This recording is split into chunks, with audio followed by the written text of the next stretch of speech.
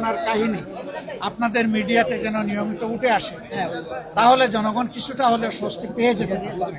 সামাজিক সচেতনতা যখন বাড়বে, তখন আমরা সবাই মিলে যারা দুষ্কৃতিকারী, যারা দুর্নীতিবাজ, যারা চাঁদাবাজ, তাদেরকে সবাই মিলে ইনশাল্লাহ আমরা রুখে দিতে পারি। এই যে একটা বিশাল আড়ত মার্কেট আছে, এখানে যে দোকানগুলো আছে, দোকানগুলো ভাবে যারা ব্যবসা করে তারা পায় না।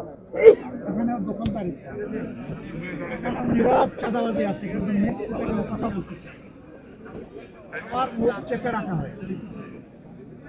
কারা করে চাঁদাবাজি? আফ্রিকার জঙ্গল থেকে এসে কেউ করে না, এখানেই আমাদের সাথে চলাফেরা করে, উঠা বসা করে, বসবাস করে এই লোকেরাই করে। তাদের পরিচয় আমরা সবাই জানি। বিগত সংসদের শেষ অধিবেশনে, বিগত অধিবেশনের শেষ দিবসে আপনারা শুনেছেন, আমি পরিষ্কার বলেছি যে সংসদের ৩০০ জন সদস্য যদি সিদ্ধান্ত নেয় যে বাংলাদেশে চাঁদাবাজি হবে না, তাহলে কেউ করা সহজ হবে।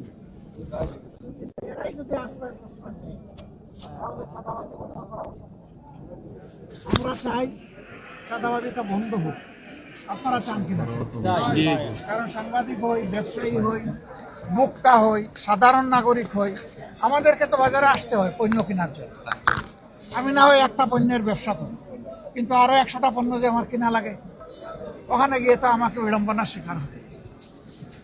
মানুষের না বিশ্বাস, বিশেষ করে স্বল্প আয়ের মানুষ যারা, তাদের অবস্থা এখন বেঁচে থাকাই তাদের জন্য কঠিন হয়ে গেছে। আমাদের নাগরিক দায়িত্ব, জনগণ আমাদেরকে ভোট দিয়েছে, এখানে এই আসনের এমপি সাহেবও আছেন, আমি আছি, আমাদের ঢাকা মহানগরী উত্তরের আমির সেলিমউদ্দিন সাহেব আছেন, আমাদের নির্বাহী পরিষদের সদস্য জনাব মোবারক হোসেন সহ আরও অনেকেই আছে। আমরা আজকে মহড়া দিতে আসিনি, অ্যাকচুয়ালি বাজারটাকে বুঝতে এসেছি। আমি গত 9 তারিখ জাপান সফর শেষে যখন দেশে ফিরি, তখন এয়ারপোর্টে আপনারা অনেকে ছিলেন। সেখানে একজন বন্ধু প্রশ্ন করেছিলেন, সাংবাদিক বন্ধু, যে বাজার অস্থির, মানুষের জীবন এখন অতিষ্ঠ হয়ে উঠেছে, আপনারা এই ব্যাপারে কি করবেন, কি বলবেন? আমি বলেছিলাম যে আমি বাজারে না গিয়ে কথা বলবো। আমি সেই বাজার দেখতে এসেছি, আড়ত বাজারে এসেছি, খুচরা বাজারেও যাব, এবং মুকাম যেখান থেকে উৎস সেখানেও আমরা খবর নেব, যাবো দরকার নিয়ে আমরা অবশ্যই কথা বলব। আমরা গভীরভাবে যেটা বিশ্বাস করি, জায়গায় জায়গায় মধ্যস্বত্বভোগী, সিন্ডিকেট এবং চাঁদাবাজির কারণে এখানে যারা ব্যবসায়ী আছে তারাও কিন্তু ভালো ব্যবসা করতে পারে। আমরা যারা ভোক্তা আছি, আমরা ন্যায্য মূল্যে আমাদের পণ্যগুলো পাই না। কৃষক তার মূল্যের, তার উৎপাদিত মূল্যের ন্যায্য মূল্য পায় না, মাঝখানে অন্যদের পেটে ঢুকে যায়। আমরা ওইটা ভাঙতে চাই। কোন দিন ভাঙতে পারবো আল্লাহ ভালো জানে, কিন্তু আমাদের লড়াই শুরু হয়েছে, এই লড়াই চলবে, আমরা থামবো না। আমাদের আওয়াজ, আমাদের প্রতিবাদ, আমাদের দাবি সংসদের ভিতরে এবং বাইরে সব জায়গায় অব্যাহত থাকবে। এই দেশটা আমরা সবাই মিলেই ভালো করতে পারবো, একা কেউ পারবে না, একা কোনো দলও পারবে না। জনগণের সহযোগিতা দরকার। দেশ তো জনগণের জন্য, দেশ জনগণের, দেশের মালিকও জনগণ, আর দেশ হচ্ছে জনগণের জন্য। এই জন্য জনগণের জন্য আমাদের লড়াই সংগ্রাম ইনশাল্লাহ অব্যাহত থাকবে। এইখানে কি কোনো ব্যবসায়ী আছেন নাকি আপনাদের দুঃখ কষ্টের কথা বলতে চান? আপনি বলবেন, আসেন সামনে আসেন, বলেন আপনি, আমরা বিসমিল্লাহির রহমানির রহিম। আমাদের এখানে সমস্যা, যেমন এই ঘরগুলো সরকারিভাবে দেওয়া হয়েছে, সরকারের ভাড়া হলো 5,000 টাকা, অথচ এই ঘরগুলো যারা পাইছে মালিক, তারা ভাড়া নেয় 1 লাখ থেকে 1.5 লাখ টাকা। 1 লাখ টাকা ভাড়া আছে, 90,000 টাকা ভাড়া আছে, 60,000 টাকা ভাড়া আছে ঘর বুঝে। এই ব্যবসা সরকার নেই 5,000, জি 13 টাকা স্কোয়ার ফিট, এসব সরকার আর কি ভাড়া নাই। 13 টাকা স্কোয়ার ফিট, জি ওই হিসাবে 400 স্কোয়ার ফিট ঘর আছে, ভাড়া যা আসে, কিন্তু মালিকরা ভাড়া নিচ্ছে 1 লাখ, কে কোনো ঘর প্রতি 1.5 লাখ। এই মালিক কারা? মালিক ওই যে বিগত সরকার আমলে পাইছে সরকার। তাইলে আবার মালিক কারা?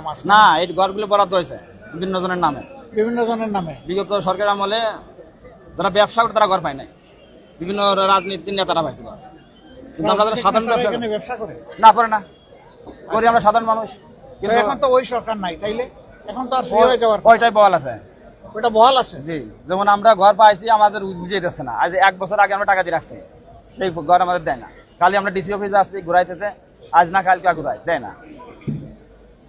আর কি সমস্যা? একটা হলো যে আপনাদের 5,000 টাকায় যেটা পাওয়ার কথা, সেটা আপনাদেরকে অ্যালটমেন্ট না দিয়ে রাজনৈতিক নেতাদেরকে দিয়ে রেখেছে এবং এখানে 60,000 থেকে শুরু করে 1 লক্ষ পর্যন্ত আপনাদেরকে গুনতে হয় প্রতি মাসে, এই তো? জি। আর কোন সমস্যা? আর সমস্যা আছে যেমন নীরবে চাঁদাবাজি হয়, যেগুলো আমরা বলতে পারবো না। নীরবে কোন চাঁদাবাজি? এটা হয় যেমন বিভিন্ন ঘরের থেকে টাকা নেয়, আছে ঘর দখল করে খায়, ঠিক আছে, এরকম কিছু আছে। ওইটা কি ওই 60,000 1 লাখের বাইরে? হ্যাঁ, ওগুলো বাইরে আছে, মানে ওগুলো আমাদের দেওয়া লাগে না, কিছু ঘর এরকম আছে আর কি, ওই টাকাগুলো তারা নেয়। তারপরে আরো কিছু আছে, যেমন মাদকের একটা সমস্যা আছে ব্যাপকভাবে। তো এই যে চাঁদা যেটা নেয়, এটা তো আপনারা বাড়ি থেকে জায়গা জমি বিক্রি করে তাদেরকে দেন নাকি? না না, আমরা এখানে ব্যবসা করে দিই আর কি, দিনাদাই করে দিচ্ছি। তার মানে হচ্ছে যে জিনিসটার দাম আজকে 10 টাকা হওয়ার কথা, আপনি চাঁদা দেওয়ার কারণে বাধ্য হয়ে এটা 12 বা 13 টাকায় আপনাকে বিক্রি করতে হয়। এটাই, অর্থাৎ এটার ভার গিয়ে পড়তেছে, বোঝা গিয়ে পড়তেছে জনগণের ঘাড়ে। জি, এটাই তো? জি। তা আপনি যে কথা বললেন, এখন আপনার ভীষণ লাগবে যে? লাগতে তো পারেই। লাগতে পারে? জি। সাহস আছে? বাড়ি কোথায়? ইনশাআল্লাহ রাজবাড়ি জেলা। রাজবাড়ি। রাজকীয় মন। জি। ইনশাল্লাহ আল্লাহ আপনাকে সাহায্য করেন। আমিন। কথাটা সত্য বলেছেন তো? জি জি। বাড়াইয়া তো বলেন নাই। সত্য কথা বলার জন্য আল্লাহ আপনার সাহস এবং শক্তি আরো বাড়াই দিন। আর আপনার কোনো সমস্যা হলে আমরা আপনার পাশে থাকবো, কারণ আমরা আসার কারণে এখানে আপনি কথা বলেছি, আমরা থাকবো আপনার সাথে। এখন জায়গায় জায়গায় কি করতে হবে? নীরবে চাঁদা দিয়েই যাবেন, সহ্য করবেন, নাকি আরো কিছু করা লাগবে? না, আমরা চাচ্ছি যে বন্ধ হোক। বন্ধ হোক? জি। তাইলে বন্ধ করতে হলে তো প্রতিরোধ করা লাগবে। জি। প্রতিরোধের জন্য জি, আমরা প্রস্তুত আছি ইনশাআল্লাহ। সবাই প্রস্তুত হবেন? জি। প্রস্তুত হন, আমরা সবাই মিলে প্রতিরোধ করবো। আপনি তো এই একটা বাজার আসলে পরিদর্শন করলেন এবং আপনি যে বিষয়টা বললেন প্রমাণটা এখানে পেয়ে গেলাম। আসলে বিরোধী দলের নেতা হিসেবে আসলে সরকারের আপনার কোনো পরামর্শ? অবশ্যই আমরা সংসদের ভিতরে বলেছি, এখানেও বলেছি। আমার শেষ বক্তব্যটা আশা করি সাংবাদিক হিসাবে আপনারা ফলো করেছেন। আমি জনগণের দুঃখ কষ্টটাই তুলে এনেছি, সেই সাথে আমি যে নির্বাচনী এলাকা থেকে নির্বাচিত হয়েছি তাদের দুঃখ কষ্টের কথা বলেছি। সামগ্রিকভাবে আমার বেশিরভাগ কথা ছিল জাতীয় জীবনের সাথে সম্পর্ক। এ কথাগুলো আমরা তুলে এনেছি, এগুলা নিয়ে আমরা সংগ্রাম করব, এগুলা নিয়ে মাঠে নামবো, এগুলা নিয়ে আওয়াজ তুলবো, এগুলা নিয়ে জনগণকে সংগঠিত করব এবং একটা সময়ের ব্যবধানে ইনশাল্লাহ এই যন্ত্রণা থেকে আমরা জনগণকে মুক্ত করবো ইনশাআল্লাহ। ইনশাআল্লাহ। সবাই আসছেন কষ্ট করে, ভাই অনেক ধন্যবাদ আপনাদেরকে, আপনারা ভালো থাকবেন।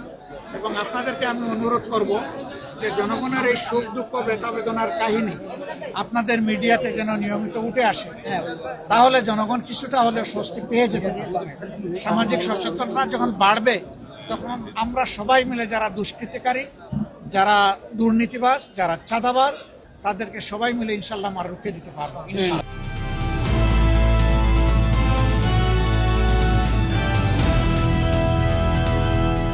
দিনাজপুর টিভি, মানুষের জীবনের কথা বলে।